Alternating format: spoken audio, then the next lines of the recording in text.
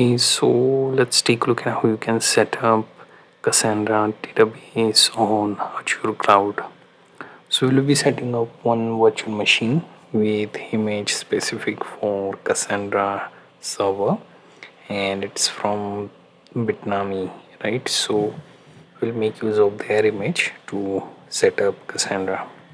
Do note that you will have to go through manual setup for Cassandra, and that would depend on your own setup, right?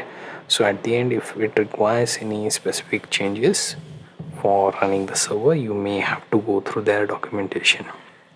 So let's start here by going to Azure portal and then click on services. Then I will choose compute instance, and from there we will be taking a look at virtual machine. So we go to compute, then virtual machine. Right now here in virtual machine, I already have one of the virtual machine, but we don't have Cassandra DB setup, so I will create Azure virtual machine from scratch.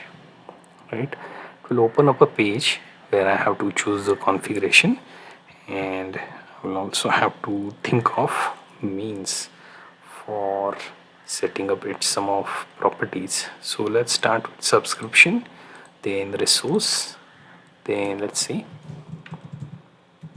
we will name this Cassandra DB, right? And let's pick region East US.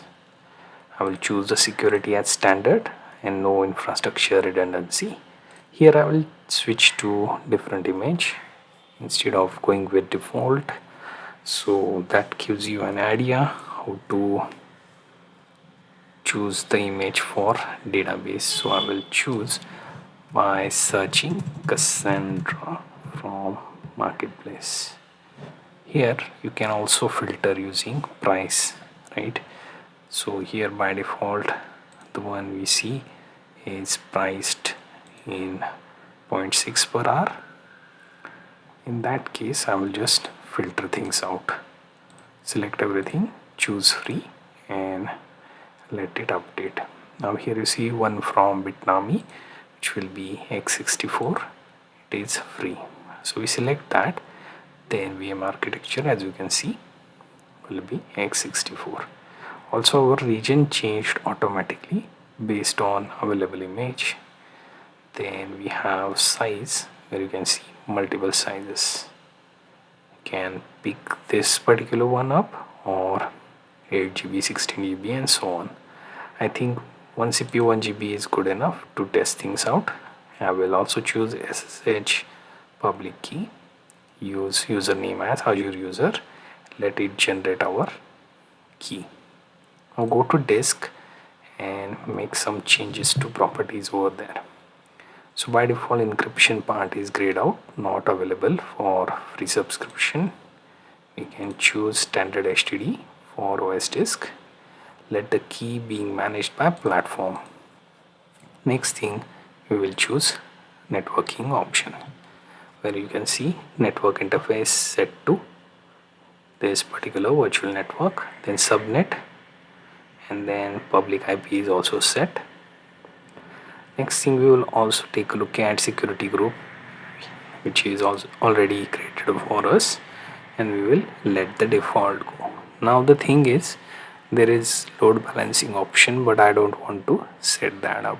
The reason being, I will have to think of this as a test server deployment and not like some actual usage scenario based. So this is something I'm going to delete, so I don't need to use load balancing for test purpose. Right now let's move to management tab, where you can see identity option and Azure AD option, out of which Active Directory is not possible for this image. So we'll move to monitoring, where I can enable monitoring alerts, diagnostic options. Then comes advanced tab, where you can see the extension and VM application that you can load with this server Linux image, right?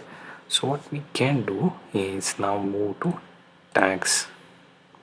Here I can add the tag sort for my resources. Finally, we can click review and create, which will go through validation, and then we can check the cost as well. As you can see, it will have instance based price for the configuration we have selected, but Apache Cassandra will be free of cost. Right now we can go through the selection, click create. Now here this part of downloading the key is important, so we will select and download.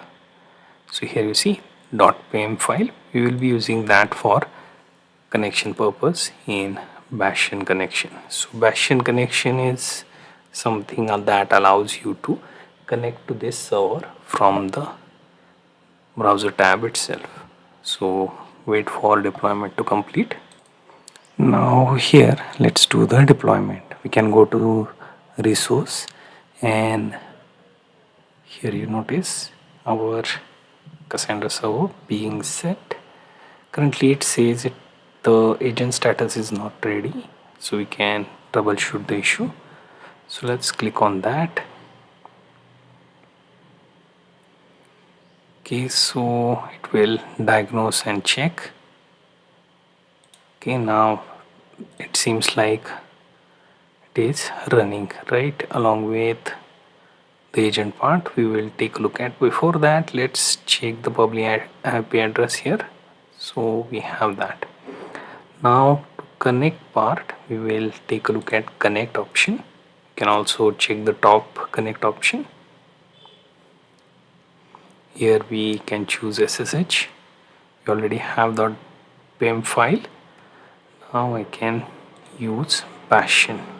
So click on Bastion, and we will use existing setup of Bastion, or I will let it to configure manually or even deploy that. You can choose between the two. You can configure if you already have one,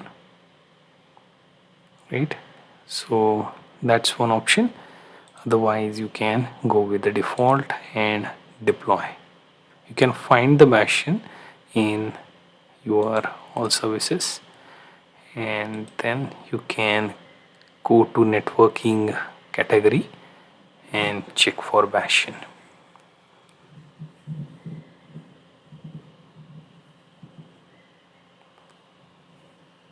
Right, so let's go to networking and check for Bastion service here.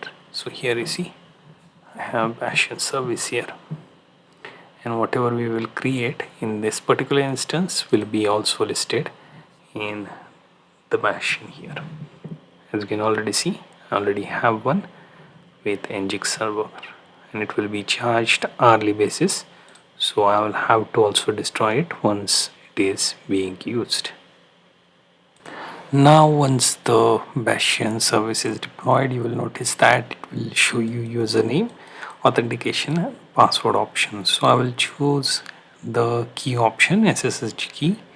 I will choose Azure user as username and choose the local file for SSH key, where you have this particular desktop key that we just downloaded.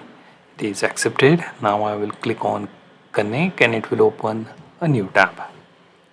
Notice that it will load your instance of Cassandra server just like any other VM does, right?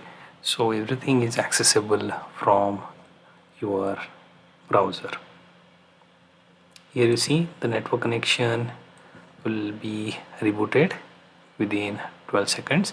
Often what happens is that you will have to pay attention to your connections, whether it was forced stop or so. Here you will notice that virtual machine agent is not ready, so we may have to troubleshoot that. Let's try and see. Okay, there seems to be problem. Okay, so what I have done is I restarted the server. So I will go to Bastion this time, and let's try and repeat the process to see whether it allows me to access this time. So I will choose Azure user as the username, then authentication type SSH private key. I will choose the key file and open and click connect, right? So in new tab you will find my instance of Linux, and it has Cassandra DB. We can see whether it is showing us the active Cassandra DB. So we will use SQL sh. Let's see if we can find it with some return of message related to this particular command line utility that is specific for our Cassandra DB. Here it says unable to connect to server, so we may have to set things up because all of these DevNami instance would manually require you to edit few file to change this particular localhost 127 to 000 so that it will connect. But I wanted to check whether we have our Cassandra server, so let's use SQL sh version, and there you go, we have it installed. Only difference is we will just manually have to change the server 127 to 0.001 and we are done. We have Cassandra DB installed.